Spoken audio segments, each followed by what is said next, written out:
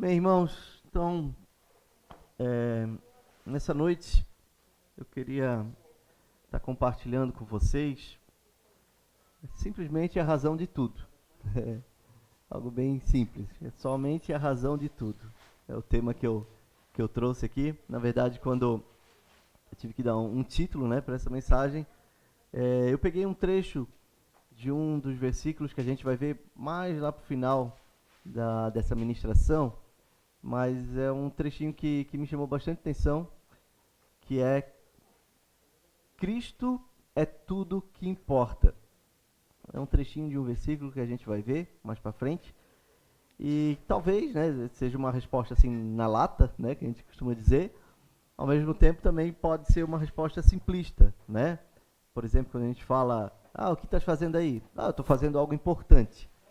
É algo simplista demais quando a gente trata ou responde alguém desse jeito, né? Porém, se tratando de Cristo, isso é extremamente verdadeiro. Talvez seja simplista, mas é a pura verdade. Cristo é tudo o que importa, né? A gente vai ver esse versículo e a gente, com essa ministração dessa noite, eu pretendo que isso possa ficar mais claro e evidente nessa noite para todos nós. Que Cristo realmente é tudo o que importa. Eu queria iniciar lendo uma passagem que está em Colossenses, capítulo 1, versículo 15 e 20, ao 20. É, um, é uma passagem que a gente, né, já foi ministrada várias vezes aqui durante os cultos, né, uma passagem bastante conhecida, uma passagem até que a gente canta, tem uma música, né, que é praticamente esses versículos cantados. É uma passagem extremamente linda e eu acho que ela dá uma boa introdução ao que a gente vai estar ouvindo nessa noite. Então, Colossenses 1, capítulo 1, versículo 15 ao 20, diz assim: O Filho é a imagem do Deus invisível e é supremo sobre toda a criação. Pois por meio dele todas as coisas foram criadas, tanto nos céus como na terra, todas as coisas que podemos ver e também as que não podemos ver, como os tronos, reinos, governantes, as autoridades do mundo invisível. Tudo foi criado por meio dele e para ele. Ele existia antes de todas as coisas e mantém tudo em harmonia. Ele é a cabeça do corpo, que é a igreja.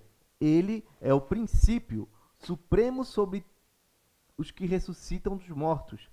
Portanto, ele é primeiro em tudo, pois foi do agrado do Pai que toda a plenitude habitasse no Filho, e por meio dele o Pai reconciliou consigo todas as coisas. Por meio do sangue do Filho na cruz, o Pai fez as pazes com todas as coisas, tanto no céu como na terra. Então tem uma música, né, bastante conhecida do Projeto Sola, Colossenses 1, e, né, que ficou bem famosa, mas é só apenas essa passagem aqui cantada, né? A música ficou muito linda, porque expressa verdades muito lindas que tem nesse versículo. Esse versículo, esse trecho, né, da Bíblia é muito tremendo, muito precioso, explica muita coisa, né? E é uma suprema exaltação a Cristo e a sua obra, né? Então, aqui fala, né, que ele é supremo sobre toda a criação, sobre tudo que existe, que a gente vê, que a gente não vê. Ele é acima de todas as coisas. Tudo foi criado por ele, por meio dele. Então, nada que existe, né, do que a gente pode ver, que a gente não pode ver, nada foi criado sem a presença dele, ou sem a atuação de Cristo. Então, ele é responsável por tudo que existe. Ele existia antes de todas as coisas e ele também ele não apenas criou as coisas, ele não existe apenas antes de todas as coisas, mas é por meio dele também que tudo se mantém em harmonia. Então ele não é apenas alguém que foi importante, mas ele continua sendo supremo sobre tudo, porque é por meio dele também que tudo se mantém em harmonia. Esse versículo fala. Ele fala que ele é primeiro em tudo. Então com a sua obra redentora aqui na terra, ele conseguiu, né, a supremacia acima de todas as coisas, porque ele se tornou o primeiro em tudo que possa existir e que possa acontecer. Ele foi a primícia de todas as coisas. E toda a plenitude habita no Filho. Amém? Bom, infelizmente, muitos têm uma percepção muito equivocada a respeito de Cristo, né? Alguns dizem que ele foi uma pessoa muito importante, uma pessoa muito boa, uma pessoa que fez coisas importantes, né? Ele fez a história, ele construiu a história na humanidade. Outros dizem que ele foi um grande líder, um alto poder de influência. Outros até enxergam que ele talvez seja uma divindade, mas comparada a outras divindades, a outros deuses, né? Então, há muitas percepções equivocadas a respeito de Cristo. E esses pensamentos, essa cultura, esse erro que existe no mundo, pensando que Cristo é dessa forma, né? Somado ao que nós muitas vezes somos tentados a acreditar, que nós somos o centro de todas as coisas, né? Que é por causa de nós que as coisas acontecem. Somado a tudo isso, nós muitas vezes perdemos a noção de quem realmente é Cristo. Então essa ideia equivocada de Cristo, mas a falta de percepção, né, ou a percepção equivocada que todas as coisas giram em torno de nós, às vezes a gente vai perdendo a noção ou até nos dificultam a compreensão de quem realmente é Cristo. Por isso, então, é sempre bom a gente fazer uma reavaliação, né, de pontos importantes sobre quem realmente é Cristo. E, então, nessa ministração, eu quero trazer 7 pontos para reavivarmos o nosso entendimento sobre o nosso Redentor. E aqui, então, nesses 7 pontos que eu quero apresentar, eu tentei, né, utilizar passagens que talvez não sejam tão usuais, tão comuns, para a gente explorar um pouco mais, né, o que a Bíblia fala a respeito de Cristo. Então, nem sempre, algumas passagens aqui a gente já tem bastante conhecimento, a gente já utiliza bastante, mas eu quis trazer algumas outras passagens que a gente vai ter que exercitar um pouquinho a nossa compreensão, né, a nossa aplicação, a nossa interpretação, para que se torne um pouco mais enriquecedor esse momento da palavra, né? Então, basicamente, a gente vai apresentar 7 pontos e alguns versículos de cada ponto, né? Então, vai ser bastante versículos. Eu tentei montar um slide, mas infelizmente não deu tempo, né? Mas, você está colocando o versículo aí? Tu vai colocar? Tá. Eu, assim, quase todos eu usei a NVT, se tu tiver aí. Não sei se tu tem. Tem? Eu acho que alguns eu usei a NA, mas a maioria está no NVT. Se for no NVT, vai dar certo para a maioria dos versículos, tá? Então, se por acaso, né, você tiver dificuldade em abrir, tenta acompanhar a leitura e tenta acompanhar aí pela tela, para que a gente possa aproveitar melhor esse tempo, né? E fique atento aí com as passagens que a gente vai estar lendo, ok? Então vamos lá para os 7 pontos. E o primeiro ponto, na verdade todos são bem simples, né? Bem na lata, assim. O primeiro ponto é: Cristo é real. Ok? Primeiro ponto: Cristo é real. E para a gente explanar um pouco esse ponto, vamos abrir em João, o Evangelho de João, capítulo 8, versículo do 53 ao 58. Tá? Evangelho de João, capítulo 8, 53 ao 58. Cristo é real. Vamos lá então, para a leitura. Por acaso você é maior que nosso pai Abraão? Ele morreu assim como os profetas. Quem você pensa que é? Jesus respondeu: se eu quisesse glória para mim mesmo, essa glória não contaria. Mas é meu Pai que me glorifica. Vocês dizem: ele é nosso Deus, mas nem o conhecem. Eu o conheço. Se eu dissesse que não o conheço, seria tão mentiroso quanto vocês. Mas eu o conheço e lhe obedeço. Seu pai Abraão exultou com a expectativa da minha vinda. Ele a viu e se alegrou. Os líderes judeus disseram: você não tem nem 50 anos? Como pode dizer que viu Abraão? Jesus respondeu: eu lhes digo a verdade. Antes mesmo de Abraão nascer, eu sou. Então aqui um embate, né, de Jesus com os líderes judeus, né, fariseus, provavelmente, né, escribas. Então, nesse diálogo ali, os líderes judeus, eles questionam a Jesus sobre, por acaso você é maior que o nosso pai Abraão, né? E aí Jesus, então, ele vem falar, né, que vocês dizem que conhecem a Deus, mas não conhecem, né? E eu conheço verdadeiramente, mas eu conheço e lhe obedeço. E aí ele fala um trecho aqui bem interessante. Seu pai Abraão, os líderes judeus tinham um apreço muito grande por Abraão, né, que era o pai, né, na fé, o primeiro patriarca, né, de toda a geração judaica, né, do povo de Israel. Então eles tinham um apreço, né, muito grande, né? Então falar mal de Abraão para eles era bem complicado. E aí Jesus então fala uma verdade aqui muito séria e que a gente deve destacar aqui ao ponto nesse ponto, né, Cristo é real, que ele fala: o seu pai Abraão exultou com a expectativa da minha vinda. Ele a viu e se alegrou. Por que eu trouxe essa passagem para falar que Cristo é real? Depois a gente vai falar sobre um outro personagem aqui também, mas vamos falar aqui de Abraão. É muito interessante essa passagem onde Cristo fala que Abraão já exultou, já se alegrou com a expectativa da vinda de Cristo. Isso é muito interessante e isso muda totalmente, isso pode mudar totalmente a nossa perspectiva de leitura e de compreensão do Antigo Testamento, né?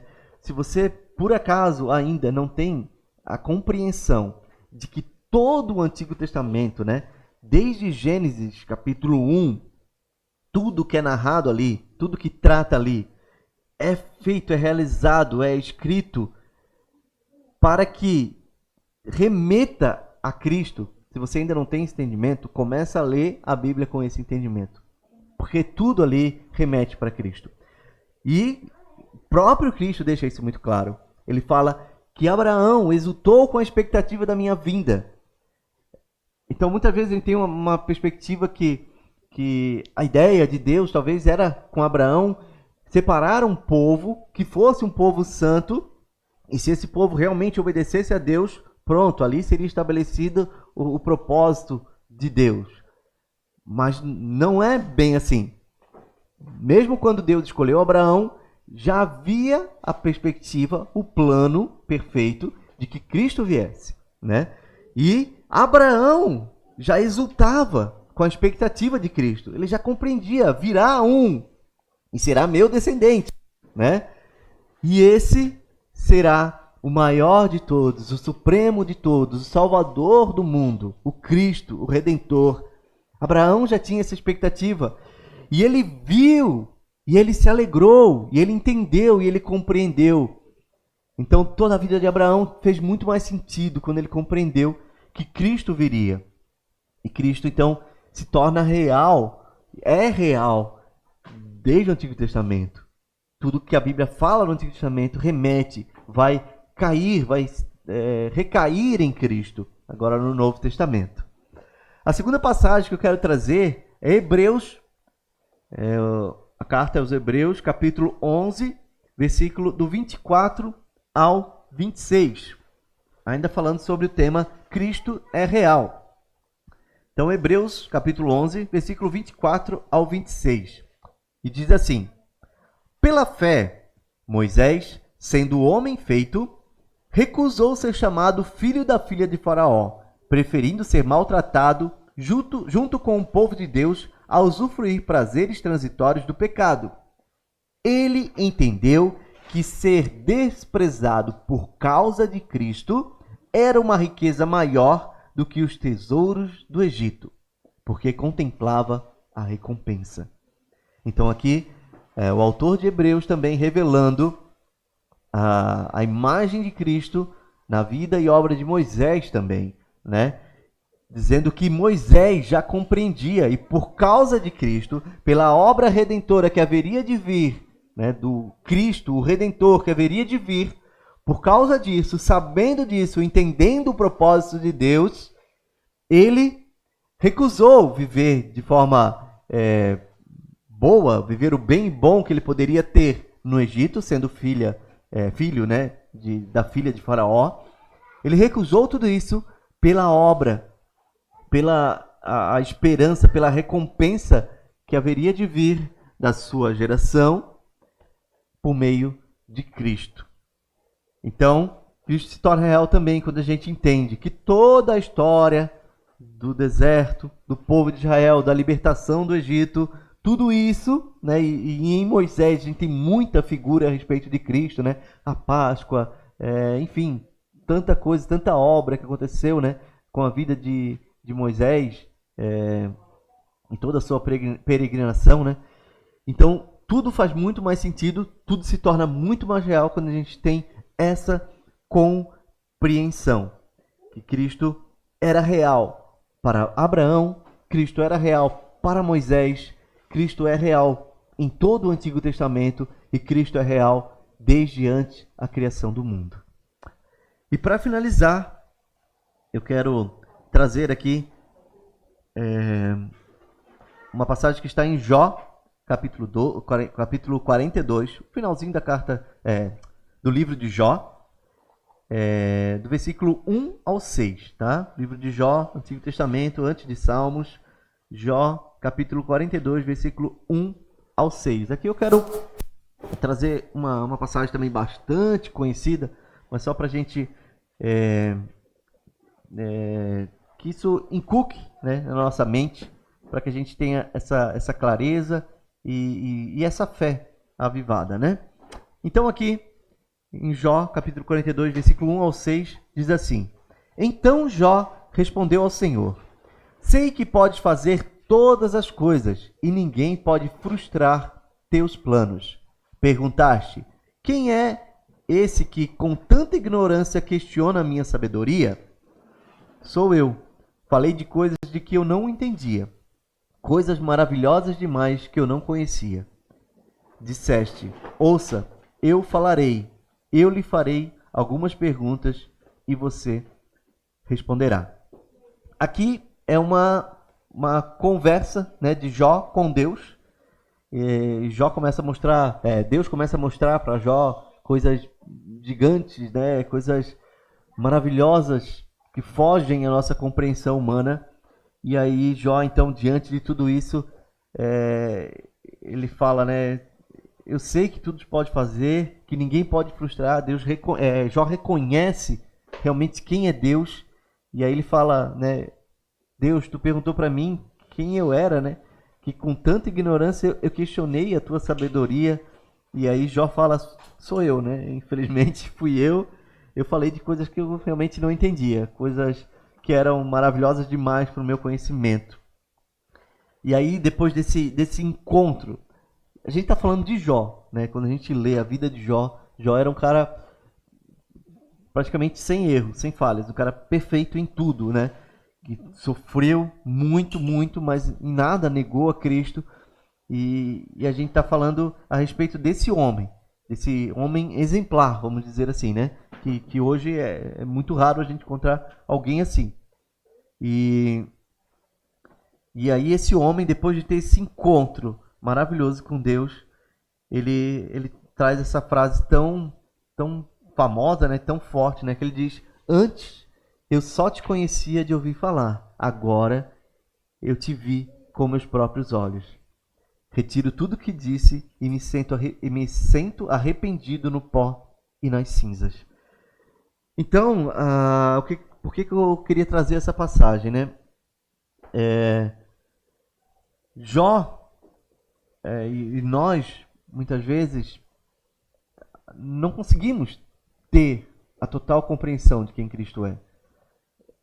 É uma dificuldade para nós, porque a gente está falando de Deus, não é de um Deus, né? A gente está falando de Deus, o Criador de todas as coisas. Aquele primeiro versículo que a gente leu de Colossenses, né? A supremacia, a harmonia de todas as coisas, aquele que tudo criou, aquilo que a gente nem consegue ver, né? A gente está falando dessa pessoa, esse Deus. Então, às vezes a gente tem uma dificuldade de entender. E às vezes a gente duvida, talvez, da capacidade, duvida da obra, do que ele está realizando, do futuro que ele prometeu para nós, de tantas coisas que a Bíblia revela, porque a gente, sabe, falta para nós essa confiança de entender que realmente ele é totalmente Deus. Mas quando a gente se aproxima e quando a gente se rende, a gente começa a compreender e a gente começa a dizer que eu não consigo mais acreditar em mim mesmo e confiar em mim mesmo. Mas eu começo agora a entregar minha vida totalmente ao teu cuidado, Deus. Porque agora eu sei quem tu és. Eu sei quão poderoso tu és. Então, quanto mais conhecemos e entendemos as Escrituras e a verdade do Evangelho, mais real Cristo se torna para nós. Amém? E esse foi então o nosso primeiro ponto: Cristo é real.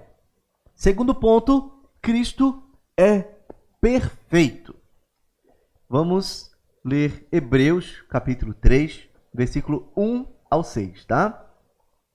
De novo, Hebreus. A gente já leu uma passagem lá quando a gente falou de Moisés. Agora a gente vai ver uma passagem mais no começo de Hebreus.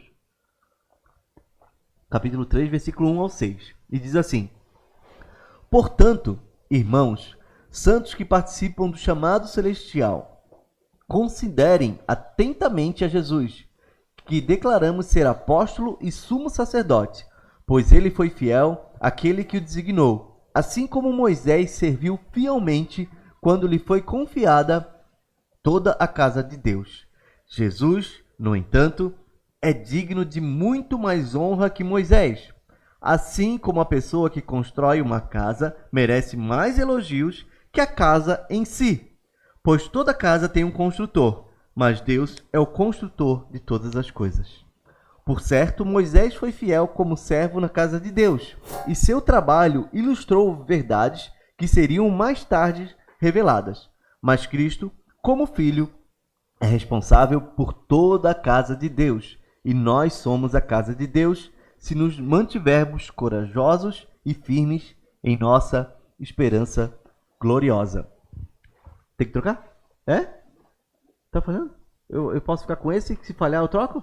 Beleza, vamos lá. Essa passagem aqui é muito legal também, muito interessante. Eu queria destacar ali mais ou menos o meio dela, né? Que ele fala: Jesus, no entanto, é digno de muito mais honra que Moisés. E essa comparação que ele traz aqui é muito bacana. Que diz assim como a pessoa que constrói uma casa merece mais elogios que a casa em si. É muito interessante, né? A gente, aqui o exemplo que ele traz, a gente olha para uma casa, cara, que casa linda, essa casa, olha só que perfeita que essa casa é. Muitas vezes a gente só começa a elogiar a casa, a gente não para pensar, poxa, o arquiteto que desenhou essa casa, o pedreiro, né, que com excelência confeccionou, né, construiu, empreendeu essa obra, né? E ele fala, a casa é linda, é perfeita, só que o elogio, a gente deve elogiar muito mais quem construiu, quem planejou, do que a casa em si. Coisas que a gente raramente faz, né? A gente fica olhando para a casa, essa casa é muito linda, olha só, isso é uma obra de arte. E a gente não pensa no arquiteto, no construtor, né? E né, isso a gente pode ampliar, né? A gente vê a natureza, né? E tudo, né, que existe de tão lindo. E se isso é tão lindo, a gente deve pensar então no Criador, né? Se tudo é tão perfeito, né? A gente que lida com educação, a gente vê muito sobre, né, a perfeição com que as coisas são criadas, né? Na ciência, meu Deus, é uma... Não sou eu, né, que estou tocando... Não. na ciência, né, uma perfeição quando a gente estuda o corpo humano, né, as plantas, o desenvolvimento, né, da vida, é tudo tão perfeito, tudo tão, sabe, tão minucioso, pequeníssimos detalhes que fazem toda a diferença em tudo, né, que produz vida e que se desenvolve. Se isso é tão perfeito, se isso é tão maravilhoso, quanto mais o Criador de todas as coisas. Então, isso é muito lindo para a gente pensar, para a gente analisar. Né? E aí ele vai falar, certo, Moisés foi fiel como servo na casa de Deus, seu trabalho ilustrou verdades que seriam mais tarde reveladas. Né? Ele está falando aquilo que eu já falei antes, né? O Antigo Testamento, né? A gente vê aquela obra, um trabalho, um empenho, uma dedicação, né? Que era tão lindo também. E ele fala, aquilo tudo ia ser revelado em Cristo. A obra completa em Cristo. Ele é perfeito, mais perfeito do que todas as coisas que já vieram a existir. O nosso Deus, Criador de todas as coisas. E a outra passagem que eu tenho para falar sobre o quão Cristo é perfeito é 1 Pedro, capítulo 1, versículo 17 ao 20. Um pouquinho mais para frente aí. Hebreus, Tiago, Pedro.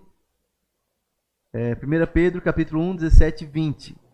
E diz assim: e se vocês invocam como Pai aquele que sem parcialidade julga segundo as obras de cada um, vivam em temor durante o tempo da peregrinação de vocês, sabendo que não foi mediante coisas perecíveis como prata ou ouro que vocês foram resgatados da vida inútil que seus pais lhes legaram, mas pelo precioso sangue de Cristo, como de um cordeiro sem defeito e sem mácula. Ele foi conhecido antes da fundação do mundo, mas foi manifestado nesses últimos tempos em favor de vocês. Aqui uma passagem já bem mais conhecida, mas eu queria, não tem como não falar sobre a perfeição de Cristo e não falar que ele foi o Cordeiro perfeito, sem mácula, sem ruga, sem defeito. 1 Pedro também 2,22, um pouquinho mais para frente, vai falar que na sua boca nunca se achou engano. Então, a Bíblia fala muito sobre isso, né? Ele não é apenas um Deus totalmente perfeito, mas ele também foi um homem que viveu nessa terra e viveu de forma totalmente perfeita. Então ele é um homem perfeito, ele é um Deus perfeito, o nosso Redentor, Cristo, perfeito em tudo. E quando reconhecemos a perfeição de Cristo, melhor entendemos a nossa humilde posição em servi-lo. Quando mais entendemos, compreendemos quão perfeito é, nós assumimos a nossa posição. Nós entendemos que nós não merecemos nada comparado a essa perfeição que Cristo é. Nós temos apenas uma humilde missão de servi-lo. Amém? Terceiro ponto, Cristo é precioso. Aqui nós temos uma passagem para falar sobre o quão precioso Cristo é. Filipenses 3, versículos 6 ao 9.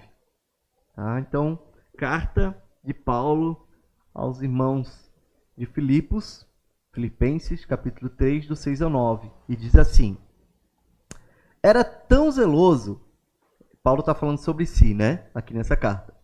Eu era tão zeloso que perseguia a igreja. E quanto à justiça, cumpria a lei com todo rigor. Pensava que essas coisas eram valiosas, mas agora as considero insignificantes por causa de Cristo. Sim, todas as outras coisas são insignificantes comparadas ao ganho inestimável de conhecer a Cristo Jesus, o meu Senhor. Por causa dele, deixei de lado todas as coisas e as considero menos que lixo, a fim de poder ganhar a Cristo e nele ser encontrado.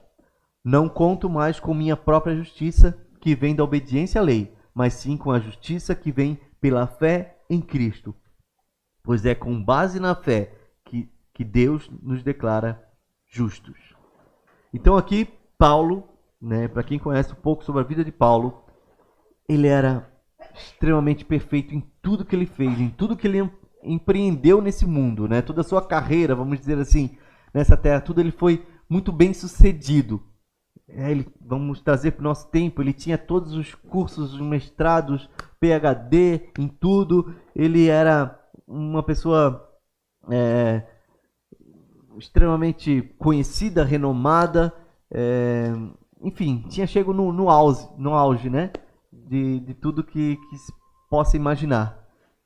Mas ele, quando teve o encontro com Cristo, ele considerou tudo isso lixo, né, trapo de imundícia, algo que só serve para ser jogado fora e queimado. Ele considerou tudo que ele era, tudo de bom, tudo de valor, tudo, ele considerou lixo pela preciosidade que é se entregar a Cristo. Por tão precioso que é viver com Cristo, pela preciosidade que é Cristo em si. Nada mais tem maior valor, nada mais tem tanto significado assim na vida, depois que conhecemos a Cristo e entendemos que tudo é dele, por ele e para ele. Então, Paulo aqui nos mostrando a preciosidade que é ter uma vida agora entregue nas mãos do Senhor. Então, Cristo é totalmente precioso para nós. E quanto mais precioso Cristo for para nós, mais leve será o nosso fardo. Quando compreendemos esse precioso, esse valor inestimável que é Cristo, as coisas desse mundo que a gente carrega, esse mundo é um fardo. A gente tem preocupações, a gente tem metas, a gente tem contas, a gente tem tanta coisa para satisfazer tantas pessoas, para corresponder a tantas coisas nesse mundo, né? Se a gente se envolve com esse mundo, a gente vai construindo um fardo gigante, né? Parece que tudo é muito pesado demais, porque a gente tem que cumprir várias coisas nesse mundo para corresponder ao status, enfim, a tudo aquilo que as pessoas esperam de nós. Mas quando a gente entende que a verdade, ou aquilo que é mais precioso e valioso está em Cristo, essas coisas se tornam mais leves. A gente entende o que realmente é válido a gente se desgastar ou não, e a gente dá mais valor realmente àquilo que é eternamente significante. E tudo vai se tornando um pouco mais leve. Esse fardo se torna mais fácil de carregar quando a gente entende o quão precioso Cristo é. Chegamos no nosso quarto ponto, então, que é Cristo é necessário. E aqui a gente vai entrar num tema aí que a gente precisa entender, raciocinar, para ver o quanto Cristo é necessário. E a primeira passagem que eu queria trazer é Isaías capítulo 1. Tá? Isaías capítulo 1. Isaías fica ali depois de Salmos, Provérbios, Eclesiastes, Cantares. Isaías capítulo 1, versículo do 4 ao 6.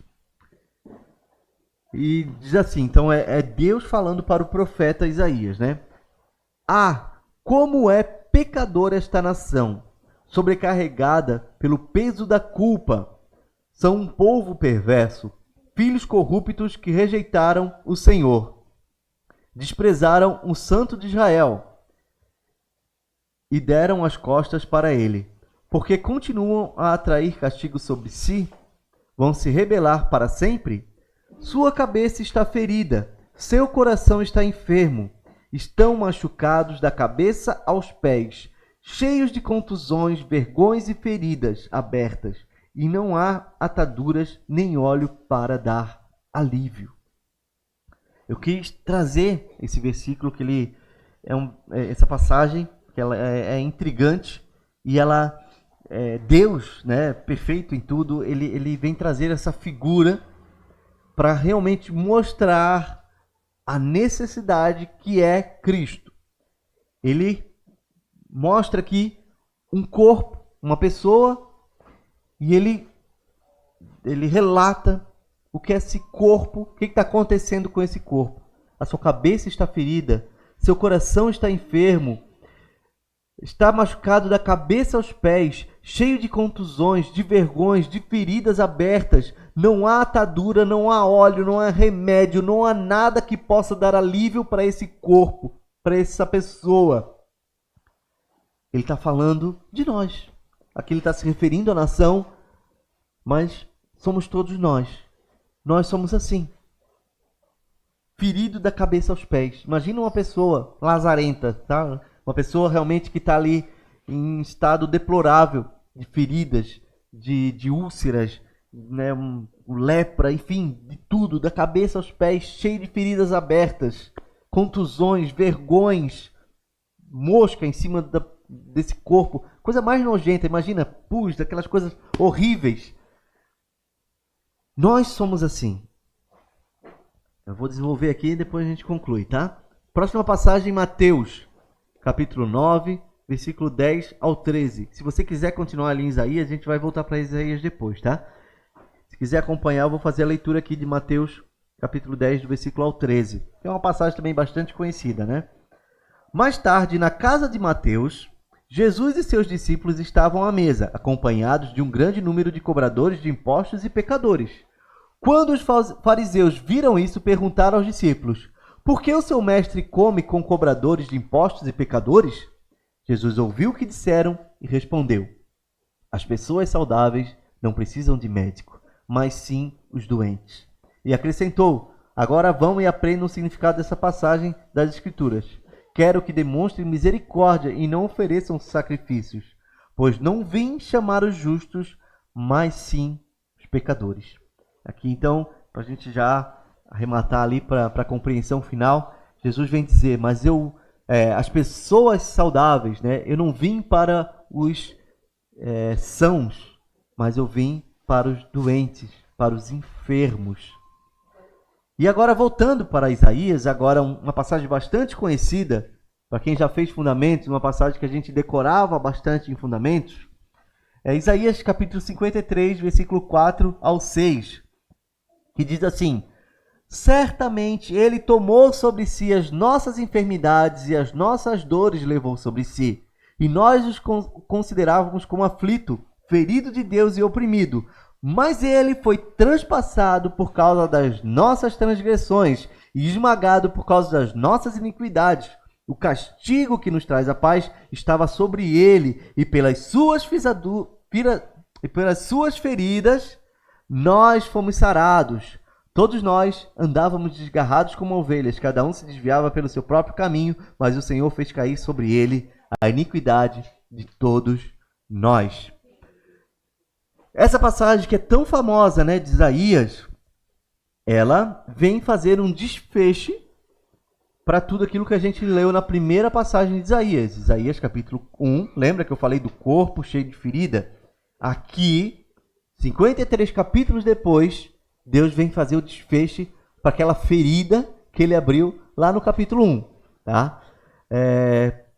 A gente fala muito, a gente usa, né, muito essa passagem de Isaías para falar de enfermidade. Claro, né, Cristo cura as enfermidades, Cristo, né, levou também as nossas dores literais, dores de enfermidade, mas principalmente, como ele mesmo, como o próprio Deus falou aqui no capítulo 1, qual é a maior enfermidade da humanidade? Qual é a maior enfermidade de nossas vidas? Qual é a dor? Qual era a aflição? Qual é o mal maior de todos que nos afligia? O pecado. O pecado é a enfermidade desse corpo que foi apresentado por Deus no capítulo 1 de Isaías. Esse corpo com feridas de cabeça aos pés, com machucados, cheios de contusões, vergões, feridas abertas, hematomas, tumores, pus, onde não existe nenhum tipo de óleo, de remédio, de atadura que possa dar alívio. Esse corpo, esse mal, qual é a doença desse corpo? É o pecado. E qual é a cura? Qual é a única cura que esse corpo pode ter? Aonde está o remédio? Aonde está o alívio? Aonde há algum tipo de curativo para essa ferida? Somente em Cristo. Ele é o remédio. Ele é aquele que cura totalmente a enfermidade do pecado que havia em nosso corpo. Por isso que Cristo é extremamente necessário. O mundo inteiro padece, o mundo todo está enfermo, o mundo todo está com essa ferida aberta. E só há um remédio: é Cristo. Então, quando reconhecemos que precisamos de Cristo, quando entendemos a necessidade que temos por Cristo, nós finalmente achamos cura para a nossa alma. Amém? Então chegamos no nosso quinto ponto, que é: Cristo é suficiente. E aqui nós temos duas passagens curtas para falar sobre a suficiência de Cristo, né? Atos capítulo 4, versículo 11 ao 12. Atos capítulo 4, versículo 11 ao 12, que é o quinto livro do Novo Testamento: Mateus, Marcos, Lucas, João, Atos. Diz assim: pois a respeito desse Jesus que se diz, a pedra que vocês, os construtores, rejeitaram, se tornou a pedra angular. Não há salvação em nenhum outro. Não há nenhum outro nome debaixo do céu em toda a humanidade por meio do qual devamos ser salvos. Então, Cristo é suficiente. Não existe nada. Não existe nenhuma outra coisa. Não existe nenhum outro remédio, como a gente estava falando. Não existe nenhuma outra medida. Não existe nada que a gente precise acrescentar a Cristo. Ele é suficiente. A pedra angular é uma pedra, assim, mais ou menos nesse formato. Tá dando para ver ali? Olha, eu tô lá no telão. Ela é mais ou menos nesse formato, né? Um trapézio, né? Invertido, que se usava em cima de uma... Geralmente se usava numa abertura de porta nas construções. E ela era uma pedra angular porque ela tinha um ângulo diferente. E essa pedra, ela se encaixava perfeitamente nesse lugar. E aí ela dava sustento para toda aquela construção. Essa pedra que ela tinha um formato estranho. Geralmente as pedras eram quadradas, né, para tu fazer uma obra, uma construção, assim como os tijolos de hoje, né, eles são quadrados. Mas essa pedra era estranha e muitas vezes essas pedras eram descartadas, como fala aqui nesse versículo. Mas essa pedra se encaixava perfeitamente nesse lugar. E ela era suficiente para sustentar toda uma obra, toda uma construção, nesse ângulo perfeito que ela tinha. E ela é suficiente, não precisava de mais nada. Ela se encaixava perfeitamente naquele lugar. Então Cristo é suficiente. E outra passagem que tenho aqui é Colossenses 3, versículo 11, né? O primeiro livro que a gente leu na introdução, Colossenses capítulo 3, versículo 11, que diz, que é onde eu tirei o título, né? Nessa nova vida, Colossenses 3, versículo 11 diz, nessa nova vida, não importa se você é judeu, gentil, se é circuncidado, se é incircuncidado, se é inculto, se é incivilizado, se é escravo, se é livre, se é homem, se é mulher, se é preto, se é branco, se tem dinheiro, se não tem dinheiro, se é brasileiro, se é chinês, se é japonês, se mora na Europa, enfim, não importa. Não importa nada. Cristo é tudo o que importa e Ele vive em todos. Nessa vida, nessa nova vida, quando nos convertemos ao Senhor, a gente já vem com essa promessa, com essa palavra que deve estar estampada no nosso coração todo dia. Cristo é tudo o que importa. Não importa a vida que a gente tenha, não importa a situação que a gente esteja, por mais difícil que for, não importa. Por mais difícil ou por mais fácil, não importa nada, porque Cristo realmente é tudo o que importa. Ele é totalmente suficiente para todas as áreas da nossa vida. Então, em Cristo, confie nisso. Por mais difícil que seja, meu irmão, em Cristo, absolutamente não há falta de nada. Ele é suficiente. Chegamos então no nosso penúltimo ponto. Cristo é confiável. Esse é apenas um versículo que a gente vai estar lendo aqui. Cristo é confiável. se ele é confiável, a gente não precisa ficar explicando muita coisa. Ele é confiável, né? João, capítulo 10, versículo 27 ao 30. Tá? João, capítulo 10, versículo 27 ao 30. E diz assim, é Jesus aqui falando, né? Minhas ovelhas ouvem a minha voz, eu as conheço e elas me seguem. Eu lhes dou a vida eterna e elas nunca morrerão. Ninguém pode arrancá-las da minha mão, pois meu Pai as deu a mim, e Ele é mais poderoso que todos. Ninguém pode arrancá-las da mão de meu Pai, e o Pai e eu somos um. Eu trouxe essa passagem aqui porque ela é linda e é uma segurança para nós.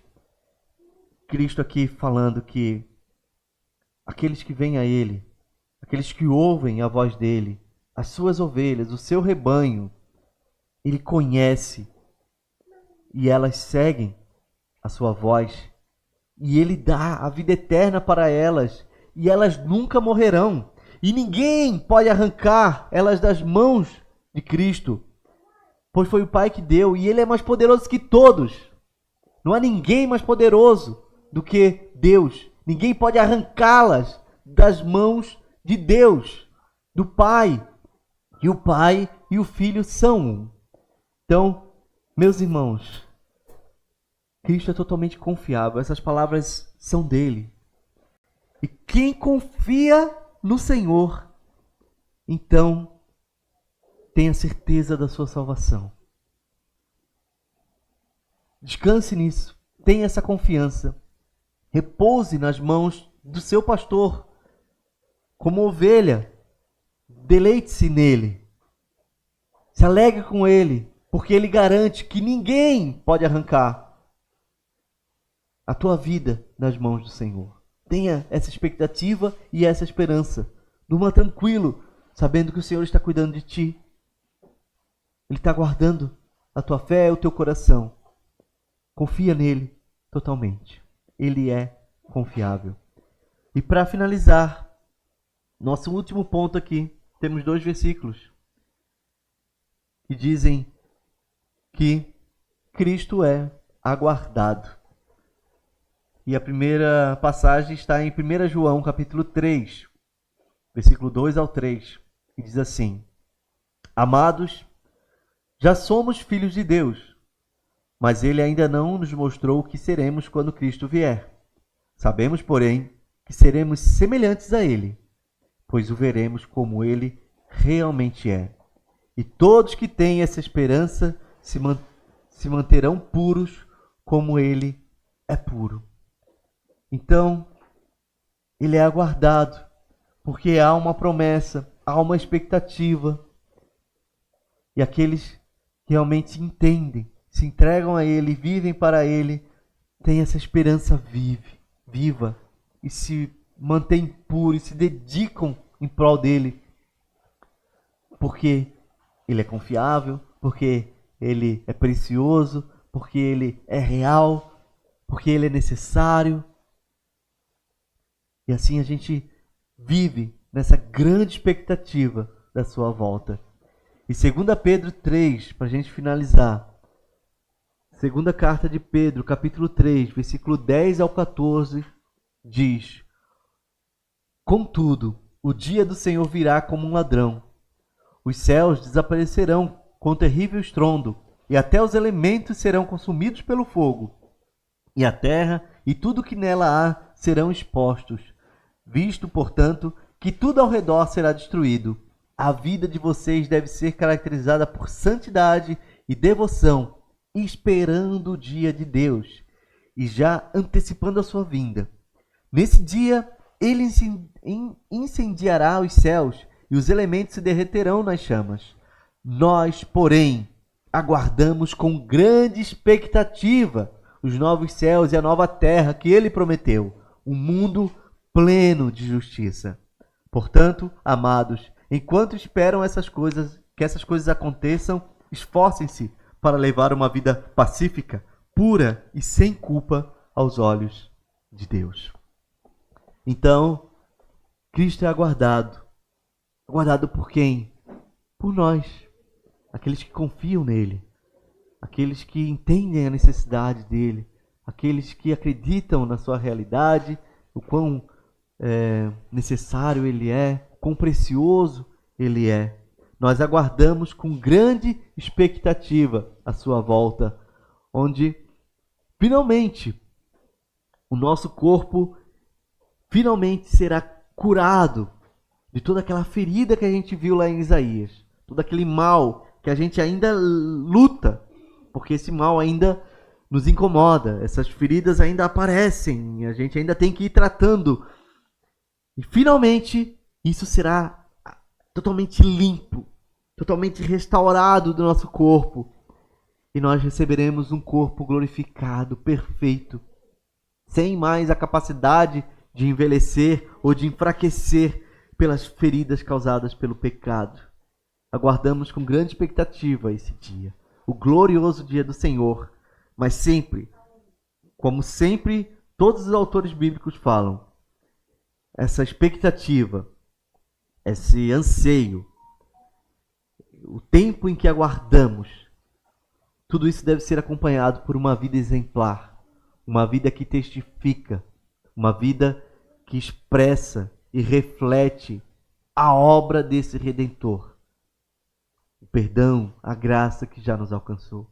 Que assim a gente possa viver, expressando para todos que estão ao nosso redor que Ele é real, que Ele é precioso, que Ele é necessário, que Ele é confiável, que Ele está vindo para buscar uma igreja que se entrega a Ele.